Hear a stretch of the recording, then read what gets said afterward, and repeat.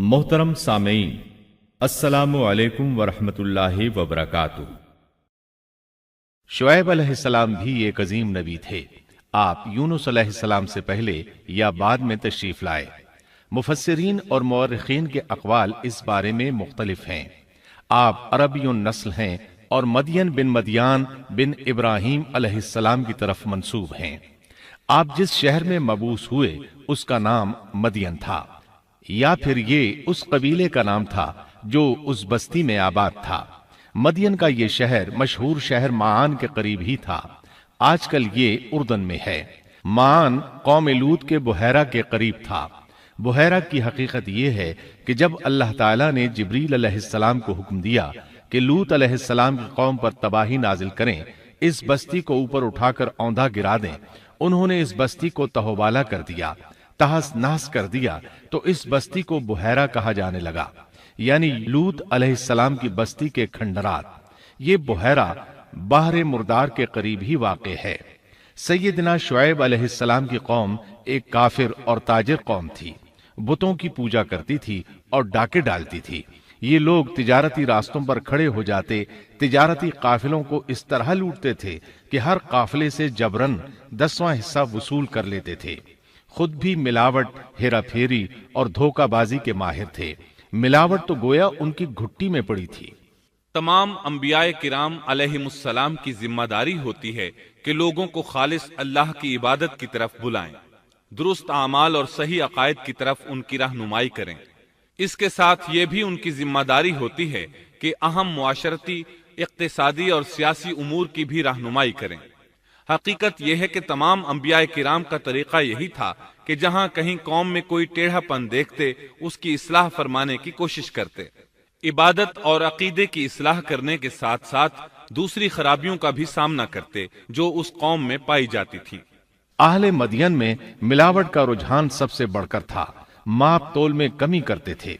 इसके साथ इस कौम में दरख्तों की इबादत करने का रुझान भी पाया जाता था। वो दरख्तों के पुजारी थे। इसीलिए अल्लाह ताला ने सूरतुल हिज्र आयत 78 में फरमाया है, और बेशक ऐका वाले भी बड़े जालिम थे। इसी तरह सूरतुल शुआरा आयत 176 में बारी ताला फरमाते हैं, ऐका वालों ने भी रसूलों को झुटलाया। इस कौम ने तो सिर्फ शुएब अलैहिस्सलाम की तकज़ीब की थी, फिर अल्लाह ताला ने रसूलों की तकज़ीब क्यों फरमाया? इसका जवाब यह है कि एक रसूल और नबी की तकज़ीब तमाम अंबियाए किराम की तकज़ीब है, क्योंकि सब अंबियाए किराम की दावत एक है। सब के सब एक ही दावत देते रहे हैं, सबका एक ही ऐलान था, तुम अल्लाह की इबादत करो और उसी से डरो और मेरा कहना मानो। ये थी तमाम अंबियाए किराम की दावत। अल्लाह सूरतुल आराफ आयत 59 में फरमाते हैं, तुम अल्लाह की इबादत करो, उसके सिवा तुम्हारा कोई माबूद नहीं। मतलब ये कि तमाम अंबिया की दावत एक ही थी। अब जो आदमी सिर्फ एक नबी को झुटलाता है, उसकी तालीमात से कुफ्र करता है, तो गोया वो सबको झुटलाता है, सभी की तालीमात से इनकार करता है। यही वजह है कि अल्लाह ताला ने फरमाया, ऐका वालों ने रसूलों को झुटलाया, बावजूद इसके कि उन्होंने सिर्फ एक रसूल को झुटलाया था। शुएब अलैहिस्सलाम ने कौम को दावत देनी शुरू की। अल्लाह ताला सूरह आराफ आयत 85 में फरमाते हैं, और हमने मदियन की तरफ उनके भाई शुएब को भेजा। उन्होंने फरमाया, ऐ मेरी कौम, तुम अल्लाह की इबादत करो, उसके सिवा तुम्हारा कोई माबूद नहीं। तुम्हारे पास तुम्हारे परवरदिगार की तरफ से वाज़ेह दलील आ चुकी है। सब के सब अंबियाए किराम मोजज़ात के साथ तशरीफ लाए हैं। अगर मोजज़ात न होते तो लोगों को कैसे पहचान होती कि वो हक पर हैं?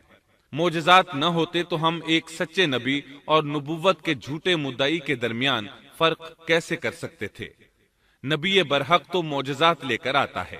दुनिया में कोई नबी ऐसा नहीं आया जो मोजज़ात लेकर न आया हो। मोजज़े की तारीफ में उलमा लिखते हैं, मोजज़ा उस खिलाफ आदत अम्र को कहते हैं जो इंसानों की ताकत से बाला हो और उसमें किसी आदमी का अमल दखल न हो, यानी जिसको पेश करने से इंसान आजिज हो।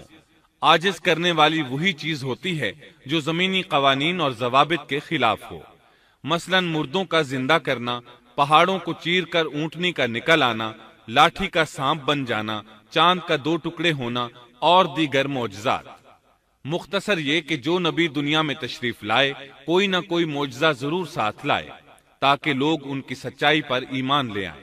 اگر کوئی شخص نبوت کا دعویٰ کرے اور ہاتھ کی صفائی سے کوئی شعبدہ دکھائے تو وہ معجزہ نہیں ہے۔ معجزہ ہونے کے لیے چند شرائط ہیں۔ نمبر 1، وہ کام خلاف عادت ہو، قوانین فطرت کو توڑنے والا ہو۔ نمبر 2، اس کام کو اللہ کسی نبی یا رسول کے ہاتھوں پر ظاہر کرے۔ نمبر 3، عورتوں سے ظاہر نہ ہو، اس لیے کہ انبیاء سب کے سب مرد تھے۔ اللہ تعالیٰ سورہ یوسف آیت 109 میں فرماتے ہیں، آپ سے پہلے ہم نے جتنے رسول بھیجے سب مرد ہی تھے۔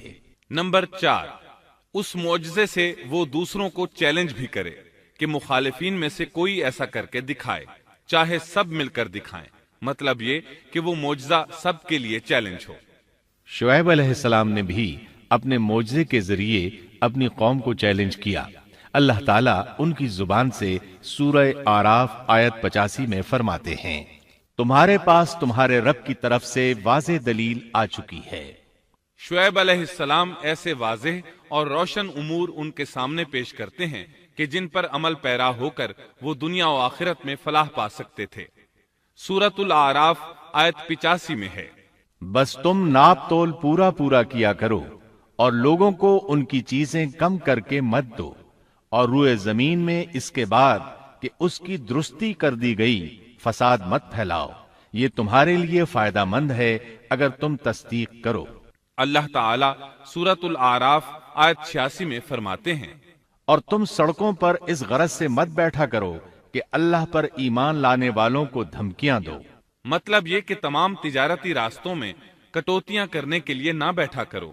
اگر وہ تمہیں رقوم ادا نہیں کرتے تو تم انہیں دھمکیاں دیتے ہو، جیسا کہ سورۃ الاعراف آیت 86 میں ہے۔ اور تم سڑکوں پر اس غرض سے نہ بیٹھو کہ اللہ پر ایمان لانے والوں کو دھمکیاں دو اور اللہ کی راہ سے روکو اور اس میں کجی تلاش کرنے میں لگے رہو۔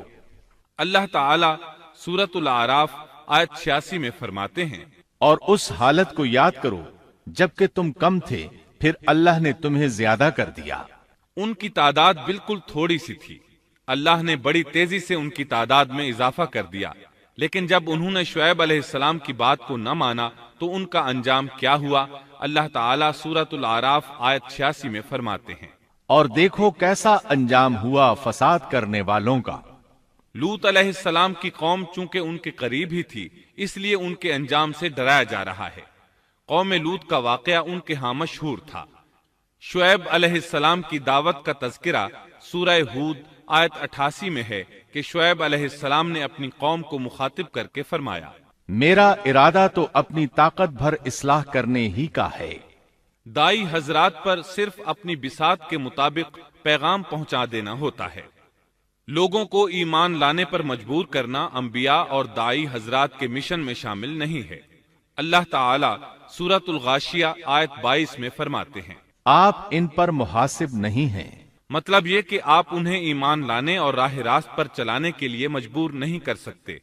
آپ کے ذمے یہی امر ہے کہ آپ ان کی اصلاح کرنے کی کوشش کریں۔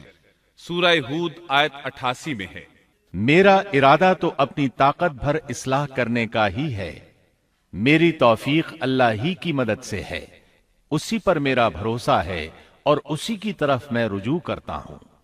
جب شعیب علیہ السلام نے انہیں ان باتوں کی طرف دعوت دی تو انہوں نے کفر کیا، آپ کو جھٹلایا، بلکہ یوں کہنے لگے، انہوں نے جواب دیا کہ اے شعیب، کیا تیری نماز تجھے یہی حکم دیتی ہے کہ ہم اپنے باپ دادوں کے معبودوں کو چھوڑ دیں اور ہم اپنے مالوں میں جو کچھ چاہیں اس کا کرنا بھی چھوڑ دیں؟ آج بھی بعض لوگوں کا یہی حال ہے۔ وہ سمجھتے ہیں دین کا مطلب ہے مسجدوں کی حد تک عبادت کر لو، سیاسی اور معاشرتی زندگی میں دین کی کوئی ضرورت نہیں سمجھتے۔ ان معاملات کو دین سے الگ چیز تصور کرتے ہیں، کہتے ہیں بس جی یہ تو دنیا کے مشاغل ہیں۔ یہی حال تھا شعیب علیہ السلام کی قوم کا۔ سورہ ہود آیت 87 کے آخر میں ہے، تو بڑا ہی باوقار اور نیک چلن آدمی ہے۔ مطلب یہ کہ انہوں نے مذاق کے انداز میں ان سے کہا، تو بڑا عقل مند ہے، کیوں ناراض ہوتا ہے؟ سیدنا ابن عباس رضی اللہ عنہما سے روایت ہے کہ وہ یہ بات ان سے مذاق کے انداز میں کہتے تھے، ان کی تعریف نہیں کرتے تھے۔ پھر شعیب علیہ السلام نے ان الفاظ میں سمجھایا، اور اے میری قوم، میرے خلاف ضد تمہارے لیے اس بات کا باعث نہ ہو جائے کہ تمہیں بھی ویسا ہی معاملہ پیش آ جائے جیسا قوم نوح یا قوم ہود یا قوم صالح کو پیش آ چکا ہے، اور قوم لوط تو تم سے کچھ دور نہیں۔ مطلب یہ تھا کہ قوم لوط تو تمہارے بالکل نزدیک تھی، ان پر آنے والے عذاب سے تو تم خود اچھی طرح خبردار ہو، جانتے ہو ان کے ساتھ کیا سلوک ہو چکا ہے۔ پھر آپ نے فرمایا، تم اپنے رب سے استغفار کرو اور اس کی طرف توجہ کرو، یقین مانو کہ میرا رب بڑی مہربانی والا اور بہت محبت کرنے والا ہے۔ جب وہ اپنی ضد پر اڑے رہے تو شعیب علیہ السلام نے یوں فرمایا، تو ذرا ٹھہر جاؤ یہاں تک کہ ہمارے درمیان اللہ فیصلہ کیے دیتا ہے، اور وہ سب فیصلہ کرنے والوں سے بہتر ہے۔ پہلے تو عام وعظ و نصیحت فرمائی، جب قوم نہ سمجھی تو انہیں سابقہ ہلاک شدہ قوموں کی مثالیں دی، ڈرایا کہ کہیں تمہیں بھی ایسے ہی عذابوں سے دوچار نہ ہونا پڑے، لیکن انہوں نے کسی بات کا اثر نہ لیا، الٹا یوں کہنے لگے، تو ان میں سے ہے جن پر جادو کر دیا جاتا ہے، اور تو ہم ہی جیسا ایک انسان ہے، اور ہم تو تجھے جھوٹ بولنے والوں میں سے ہی خیال کرتے ہیں۔ اگر تو سچے لوگوں میں سے ہے تو ہم پر آسمان کا کوئی ٹکڑا گرا دے۔ مطلب یہ کہ آخرکار یہ لوگ پہلے لوگوں یعنی عاد اور سمود کے نقش قدم پر چلنے لگے، ان کے انبیاء انہیں حق کی طرف بلاتے رہے، وہ انکار کرتے رہے، آخر ان پر اللہ کے عذاب اترے۔ ایسے ہی یہ لوگ بھی شعیب علیہ السلام کو دھمکیاں دینے لگے، ان کے مقابلے پر اتر آئے۔ سورۃ الاعراف آیت 88 میں ہے کہ شعیب علیہ السلام کی قوم کے کافر سرداروں نے ان سے کہا، ان کی قوم کے متکبر سرداروں نے کہا، اے شعیب، ہم آپ کو اور جو آپ کے ہمراہ ایمان والے ہیں انہیں اپنی بستی سے نکال دیں گے، یا یہ کہ تم ہمارے مذہب میں پھر آ جاؤ۔ شعیب نے جواب دیا، کیا ہم تمہارے مذہب میں آ جائیں؟ گو ہم اس کو مکروہ ہی سمجھتے ہوں۔ قوم کے سردار تکبر کرتے ہوئے مزید کہنے لگے کہ اگر تو اپنی دعوت پر اڑا رہا تو ہم تجھے مدین سے نکال دیں گے۔ جواب میں شعیب علیہ السلام نے کہا، اگر عذاب سے بچنا ہے تو میری بات مان لو۔ انہوں نے نہ صرف آپ کی بات ماننے سے انکار کر دیا بلکہ ان کا مذاق بھی اڑانے لگے۔ شعیب علیہ السلام نے انہیں پھر سمجھایا تو وہ بولے، اے شعیب، تیری اکثر باتیں تو ہماری سمجھ ہی میں نہیں آتی، اور ہم تو تجھے اپنے اندر بہت کمزور پاتے ہیں۔ اگر تیرے قبیلے کا خیال نہ ہوتا تو ہم تجھے سنسار کر دیتے، اور ہم پر تمہارا دباؤ تو ہے ہی نہیں۔ اس پر آپ نے فرمایا، اے میری قوم کے لوگوں، کیا تمہارے نزدیک میرے قبیلے کے لوگ اللہ سے بھی زیادہ عزت والے ہیں؟ مطلب یہ کہ تم میری قوم قبیلے سے تو ڈرتے ہو لیکن اللہ تعالیٰ کا تمہیں کچھ بھی ڈر نہیں۔ اس موقع پر انہوں نے اپنی قوم کو یوں خبردار کیا، اے میری قوم، اب تم اپنی جگہ عمل کیے جاؤ، میں بھی عمل کر رہا ہوں۔ بہت جلد تمہیں معلوم ہو جائے گا کہ کس کے پاس وہ عذاب آتا ہے جو اسے رسوا کر دے، اور کون ہے جو جھوٹا ہے۔ تم بھی انتظار کرو، میں بھی تمہارے ساتھ انتظار کرتا ہوں۔ پھر آپ نے دعا فرمائی، اے اللہ، میرے اور میری قوم کے درمیان فیصلہ کر دے۔ ادھر قوم کے لوگ انہیں بستی سے نکالنے اور سنسار کرنے کی دھمکیاں دینے لگے۔ آپ کی دعا کے الفاظ سورہ اعراف آیت 99 میں آئے ہیں، اے ہمارے پروردگار، ہمارے اور ہماری قوم کے درمیان حق کے موافق فیصلہ کر دے، اور تو سب سے اچھا فیصلہ کرنے والا ہے۔ آخرکار فیصلے کی گھڑی آ پہنچی۔ اللہ تعالیٰ نے سیدنا شعیب علیہ السلام اور ان پر ایمان لانے والوں کو نجات عطا فرمائی، اور ان کی قوم پر عجیب و غریب عذاب نازل ہونا شروع ہوا، اور عذاب صرف ایک ہی قسم کا نہیں تھا، کئی نوعیتوں اور شکلوں میں آیا۔ اللہ سبحانہ و تعالی ہمیں اپنی قدرت کی نشانیاں دکھاتے ہیں کہ قوم عاد کس طرح تند و تیز ہواؤں سے تباہ کی گئی، جبکہ شعیب علیہ السلام کی قوم کو اس کے بالکل برعکس عذاب دیا گیا۔ اللہ تعالیٰ نے ہوا کو روک لیا، حالت ایسی ہو گئی کہ ہوا بالکل نہ چلی، گرمی اور حرارت تیز ہو گئی۔ پھر اللہ تعالیٰ نے بستی سے باہر ایک بادل بھیجا، اس کے نیچے سایہ تھا، بچے، بوڑھے، جوان اور عورتیں سبھی اس سائے میں جگہ پانے کے لیے بھاگے۔ تاکہ گرمی سے بچ سکیں۔ آخر بادل کے نیچے پہنچ کر بیٹھ گئے۔ ہوا کو گم پایا تو بادل کو دیکھتے ہی اس کے سائے کی طرف لپکے، لیکن اس میں تو عذاب تھا اور انہوں نے یہی تو کہا تھا، اگر تم سچے لوگوں میں سے ہو تو ہم پر آسمان کا کوئی ٹکڑا گرا دو۔ بس اللہ تعالی نے آسمان سے ایسا ہی عذاب بھیج دیا۔ اللہ سورہ آراف آیت 91 میں فرماتے ہیں، پس انہیں زلزلے نے آ پکڑا، سو وہ اوندھے کے اوندھے پڑے رہ گئے۔ اللہ تعالی مزید فرماتے ہیں، سورہ ہود آیت 94 تا 95 میں ہے، جب ہمارا عذاب آ پہنچا ہم نے شعیب کو اور ان کے ساتھ تمام مسلمانوں کو اپنی خاص رحمت سے نجات بخشی، اور ظالموں کو سخت چنگھاڑ نے آ پکڑا جس سے وہ اپنے گھروں میں اوندھے پڑے رہ گئے، گویا کہ وہ ان گھروں میں کبھی بسے ہی نہ تھے۔ آگاہ رہو، مدین والوں کے لیے بھی ویسی ہی پھٹکار ہے جیسی پھٹکار سمود پر پڑی۔ شعیب علیہ السلام اور ان پر ایمان لانے والے ان لوگوں سے دور کھڑے تھے، وہ ان کی طرف حسرت بھری نگاہوں سے دیکھ رہے تھے۔ سورہ آراف آیت 93 میں ارشاد ربانی ہے، اس وقت شعیب ان سے منہ موڑ کر چلے اور فرمانے لگے، اے میری قوم، میں نے تمہیں اپنے پروردگار کے احکام پہنچا دیے اور میں نے تمہاری خیرخواہی کی، پھر میں ان کافر لوگوں پر کیوں رنج کروں؟ اس کے بعد وہ دوبارہ مدین کی طرف لوٹ آئے، کیونکہ مدین شہر تو باقی رہ گیا تھا، صرف اہل مدین ہی تباہ ہوئے تھے۔ بعد میں لوگ آہستہ آہستہ مدین میں آ کر آباد ہونے لگے۔ مدین شہر پھر سے آباد ہو گیا، اس کی رونقیں لوٹ آئیں۔ اب مدین کے اکثر باشندے مسلمان تھے، وہ مسلمان جو شعیب علیہ السلام کے ساتھ تھے۔ وہ اور دوسرے علاقوں سے آنے والے کفار اب اس شہر کے باشندے تھے، اور یہی وہ مدین شہر تھا جس میں سیدنا موسیٰ علیہ السلام تشریف لائے تھے۔ شعیب علیہ السلام کا قصہ اپنے اختتام کو پہنچا۔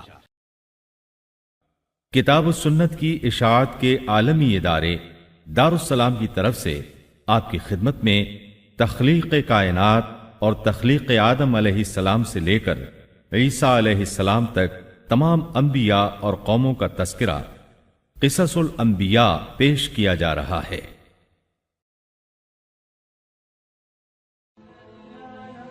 Thanks for watching. Don't forget to like, comment, share and subscribe to